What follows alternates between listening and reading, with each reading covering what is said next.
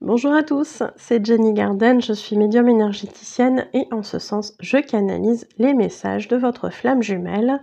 Donc en sachant que vous pouvez poser des questions et que les coordonnées pour me joindre pour bénéficier de cette prestation sont écrites dans la description de cette vidéo.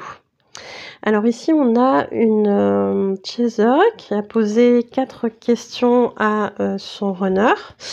C'est parti, hein. Je les remercie d'ailleurs tous les deux pour avoir accepté la diffusion de ce message.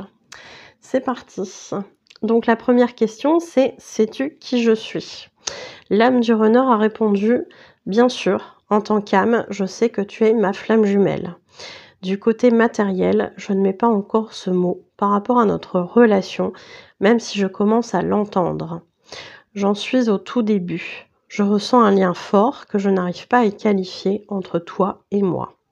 Tu es souvent présente dans mes pensées, cela me questionne et je ressens quelque chose de très fort pour toi. C'est une zone jamais explorée jusqu'à présent pour moi. Donc ici, on est bien dans une réponse d'âme, c'est-à-dire que l'âme, elle sait que vous êtes en parcours de flammes jumelles, donc bien évidemment qu'elle sait qui est son chaser. Par contre, c'est vrai que sur le côté matériel, dans la matière, ça peut être compliqué. On n'a pas toujours cette notion de terme de flamme jumelle avec tout ce que ça vient, tout ce qui en découle. On va avoir effectivement ce sentiment en tant que runner qui n'est pas encore éveillé entre guillemets au lien, qu'il y a quelque chose de très particulier qui nous relie à cette personne qui est notre chaser. Mais comment on le qualifie? Voilà. Et puis souvent ce qui va se passer, c'est que effectivement le runner petit à petit va être mis au parfum. La source est très imaginative là-dessus, mais même si à un moment donné le chaser aura parlé de flamme jumelle à son runner, le runner va pas y croire ou va refuser ça en bloc, mais ça reviendra. Il y aura des personnes extérieures qui vont gentiment dire à ce runner « Mais dis donc, tu serais pas flamme jumelle ?» Et puis ça va insister jusqu'à temps que ça rentre là-dedans. Ils sont très imaginatifs là-dessus. Laissez-les faire. Vous, en tant que chaser, ne faites rien. C'est pas la peine. Bon, allez. Question numéro 2. Ressens-tu mon avancée? Alors, ici, l'âme du runner répond « Oh oui, je la ressens. Je suis fière de toi et je t'aide du mieux que je peux sur le plan énergétique. Tu ne t'en rends pas toujours compte, mais ce n'est pas grave. Tu as développé ton autonomie, ton indépendance. Bravo. » Donc oui, on a ce runner qui, sur le plan énergétique, vient encourager son chaser. C'est vrai que le chaser, lui, est souvent beaucoup plus présent dans la matière que dans le côté énergie. Donc, il va avoir tendance à voir autour ce qui se passe et ce qui se passe pas. Et oui, le chaser, souvent, va avoir de la déception parce que son runner, il n'est pas forcément là, il répond pas forcément présent pour l'aider. Ou alors, lui amène pas l'aide qu'il aimerait que son runner lui amène. Et par contre, sur le plan énergétique, vous allez avoir des ressentis que votre runner, il est là, il est présent, il pense à vous, il vous envoie des ondes de guérison, d'aide, de soutien, vous allez avoir des synchronicités, etc. Tout ça, c'est pour vous montrer qu'il est là en arrière-plan, même si dans la matière, effectivement, parfois, souvent, il n'y a pas de communication. Donc, on va voir ça. Et là, ici, on a un chaser qui a bien avancé, qui a bien développé son autonomie, son indépendance. C'est ce qu'on lui demande sur le parcours. D'arrêter d'attendre des autres qu'on lui amène ce qui peut s'amener tout seul. Donc ça, c'est bien. Alors, question 3. Qu'est-ce qui te retient éloigné de moi? Ici, l'âme du runner répond. Je n'en suis pas au même stade que toi. J'ai encore beaucoup de compréhension à faire et pour cela, j'ai besoin de cette séparation. Alors, oui, le runner second cheminant, on l'appelle, va avoir des compréhensions qui vont se faire après. Le chaser passe avant, c'est la locomotive, donc vous ne pouvez pas demander au wagon de passer devant la locomotive, ça marche pas. Il y a plein de compréhensions que ce runner doit faire, mais son chaser doit les faire avant. Et forcément, du coup, qu'ils n'en sont pas au même stade, c'est normal. Continue de cheminer, cela me débloquera le chemin. Il y a un point que tu n'as pas encore atteint pour que je débute la plus grande partie de mon travail de guérison. C'est vrai que le chaser, il va avoir tout ça à faire, le runner aussi, c'est la même distance, hein, on va imaginer, on va prendre un truc simple. Et quand le chaser arrive à ce point-là, par exemple, et bien là, le runner commence, lui, son parcours. En tout cas, le gros du travail, ça ne veut pas dire qu'il ne travaille pas avant sur lui, hein.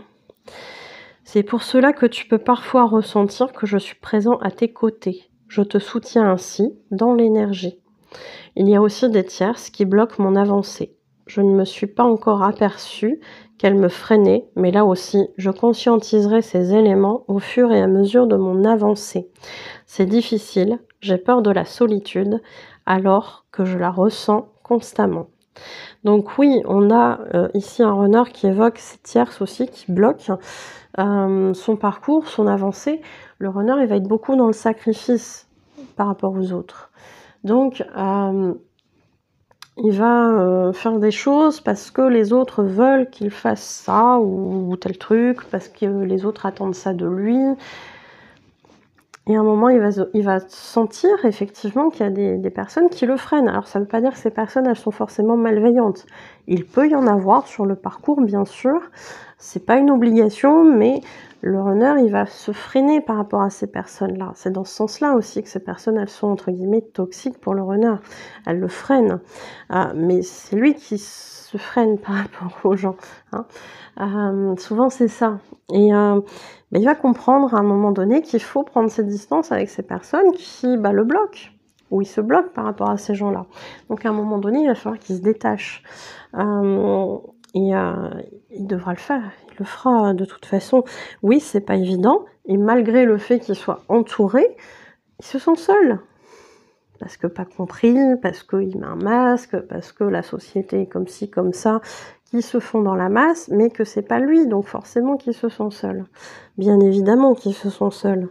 Mais malgré tout, ces gens-là sont autour de lui, et peut-être déjà depuis des années à son contact. Donc forcément, ça fait peur de se dire, ouais, mais je vais être tout seul, là, je vais vraiment être tout seul. Et pourtant, ce tri se fera à un moment donné, hein. Allez, question numéro 4. Que souhaites-tu pour nous deux?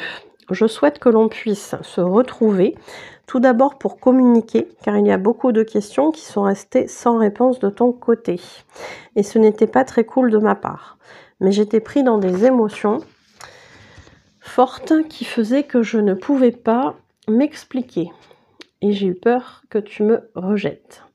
À plus long terme, je souhaiterais que nous trouvions la paix pour que l'on puisse construire ensemble une belle histoire. Cela mettra du temps, mais je sais que nous y arriverons. Donc vous voyez ici, on a un runner qui explique, hein, il s'est passé des choses, j'ai pas forcément répondu aux questions de mon chaser, etc. C'est pas cool, mais j'ai été dans un tourbillon d'émotions. Et ça, c'est ce qui se passe du côté des runners. On n'en a pas forcément conscience, nous les chasers, mais c'est vrai que quand ils vous disent « je sais pas », ils savent pas. Ils savent pas qu'est-ce qu'ils ressentent. C'est affolant. Je l'ai vécu pendant le switch, je vous assure que j'étais vraiment... je comprenais pas. Ça me semblait simple, mais je n'y arrivais pas. C'est très perturbant. C'est très perturbant et effectivement, la peur d'être rejeté, forcément pour un runner qui a la blessure de rejet, oui, ça peut être compliqué. Donc... la reprise de communication, tout doucement, peut être effectivement une solution pour revenir gentiment dans la relation, dans le lien.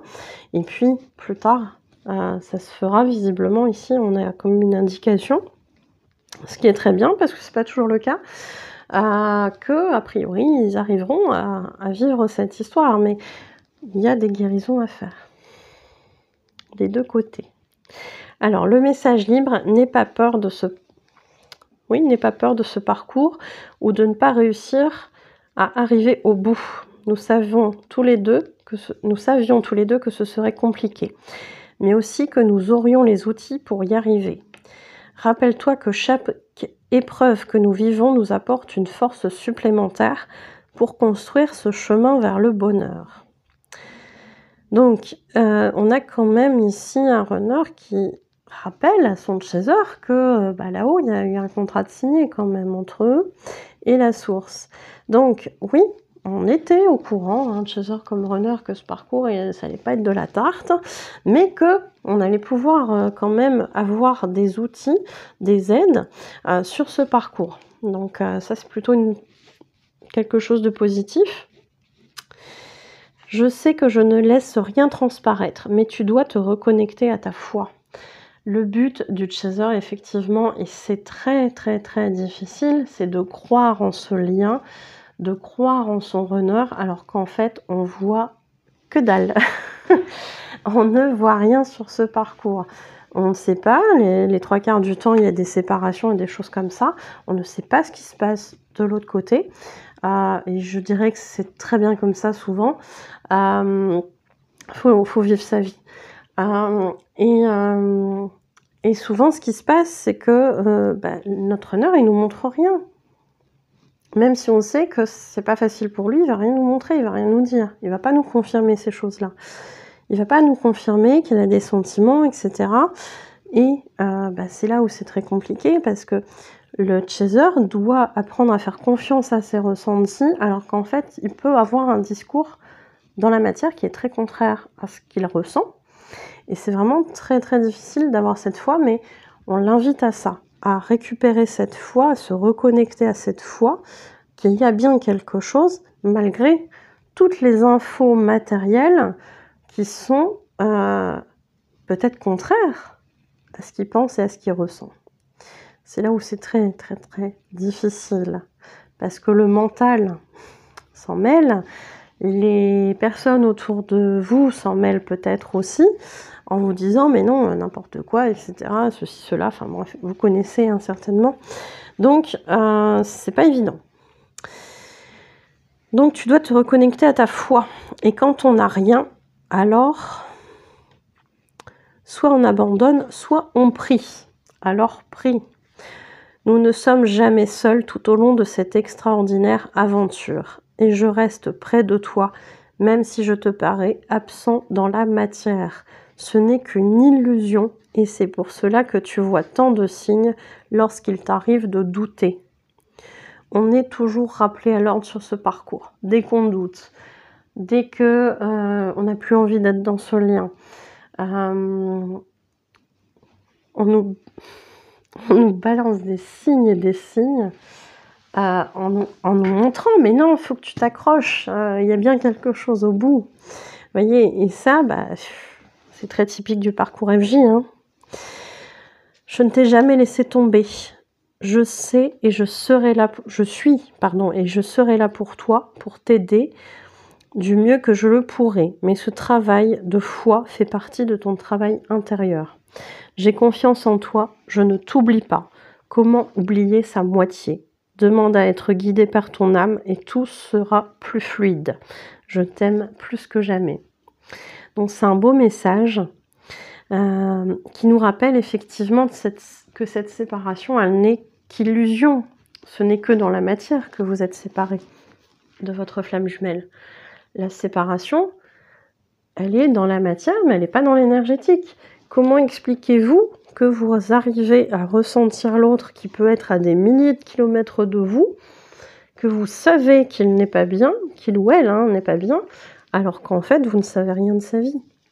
Et derrière, on va, comme de par hasard, vous apprendre qu'il s'est passé telle chose.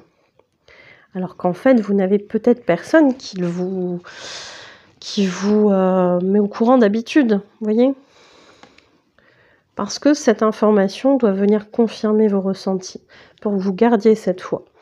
C'est vrai que c'est pas évident, c'est pas du tout simple. On a de très très très nombreuses raisons de douter sur ce parcours. Et je dirais que du fait de ça, c'est très normal de douter. Je dis toujours un fou, il doute pas qu'il est fou. Par contre, si vous posez des questions, c'est plutôt bon signe. Ça veut dire que dans votre mental, vous êtes à peu près sain quand même, sain d'esprit. Donc c'est plutôt une bonne nouvelle de douter. Par contre, c'est vrai que le doute amène effectivement des freins, des ralentissements sur le parcours, mais On est humain, donc on va pas se flageller, ça sert à rien. Mais en tout cas, cette illusion de la séparation, ce n'est qu'une illusion. Vous êtes, reliés, et c'est bien pour ça que vous avez autant de synchronicité, autant de ressentis qui ne s'expliquent pas matériellement parlant. Donc c'est pas pour rien, c'est pas pour rien. Voilà pour ce message, j'espère qu'il vous aura parlé, voire même aidé sur le parcours et je vous remercie pour votre écoute. Je vous souhaite une belle journée ou une belle soirée et je vous dis à bientôt. Prenez soin de vous.